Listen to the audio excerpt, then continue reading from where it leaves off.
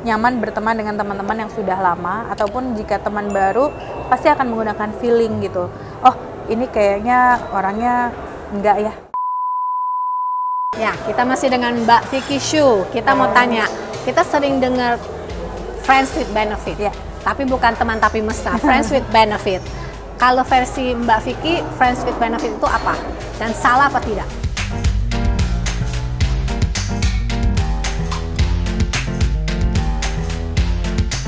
Friends with benefit sebetulnya tidak salah ya.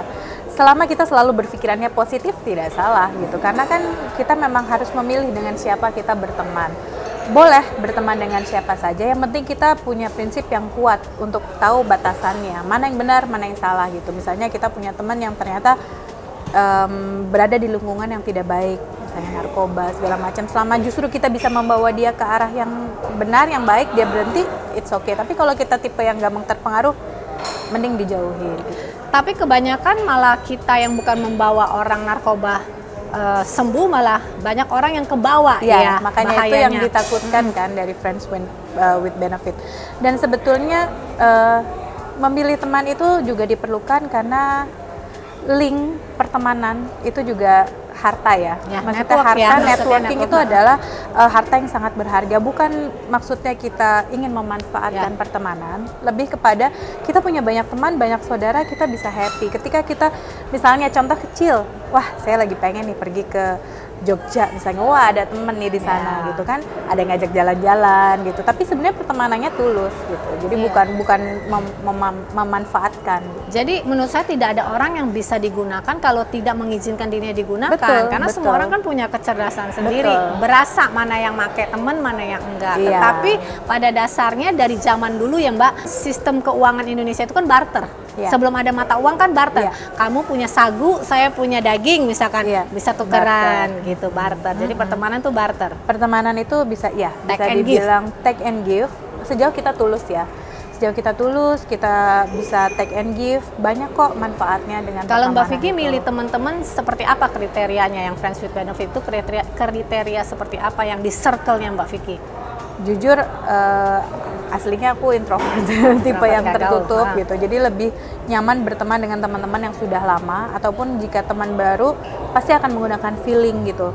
Oh, ini kayaknya orangnya enggak ya untuk diajak, kayaknya dia untuk tipenya nggak tulus gitu loh. Jadi ya lebih pakai feeling aja sih. Oke, selama ini teman yang with benefit ini sudah kontribut apa ke hidupnya Mbak Vicky? Kontribut banyak juga. Misalnya contoh ada teman yang dia suka bikin lagu, misal nih contoh, dia suka bikin lagu karena teman deket, ya udah dibikinin lagu buat aku gitu kan. Maksudnya ya itu dapat benefitnya juga kan. Tapi kan sebenarnya kan ya tulus, sahabat gitu loh. Jadi ya itu salah satu contoh kecil. Kalau untuk kehidupan sehari-hari, bukan kehidupan kerja, kalau itu kan contoh kehidupan sehari-hari, aku punya sahabat yang udah dianggap saudara. Saking kayak saudaranya suka galak. Sayanya suka galak gitu. Sampai akhirnya sekarang dia misalnya waktu kapan lah, waktu dulu tuh dia sekarang udah jadi pilot ya, perempuan. Terus jadi kadang kalau misalnya lagi bokeh gantian aja, bagi duit dong gitu. Tapi sebetulnya itu deket, karena udah deket banget, udah kayak saudara. Lebih ke funnya aja sih. Jadi nggak judging tuh teman yang dekat dengan benefit, dia nggak menghakimi. Enggak. Lagi bokeh ya bokeh, saling intinya gantian. Gini, ketika kita lagi susah, dia bantu dengan tulus gitu loh. Bukan maunya pas lagi happy aja. Kita waktu kita happy kita banyak bantu dia misalnya. Nanti ketika kitanya lagi susah ya itu take and give-nya gitu. That's friend with benefit. Pernah dengar kan istilah who around you define who you are? Siapa yang di sekeliling kita menentukan arti diri kita itu siapa. Jadi memilih teman itu tidak salah. Pilihlah teman yang membawa keuntungan buat kita, yang membangun kita untuk menjadi lebih baik. Dan saya sangat concern dengan mom shaming, body shaming, segala sesuatunya. Karena sebetulnya itulah yang paling penting adalah sehat. Bentuk tubuh setiap orang tuh berbeda ya.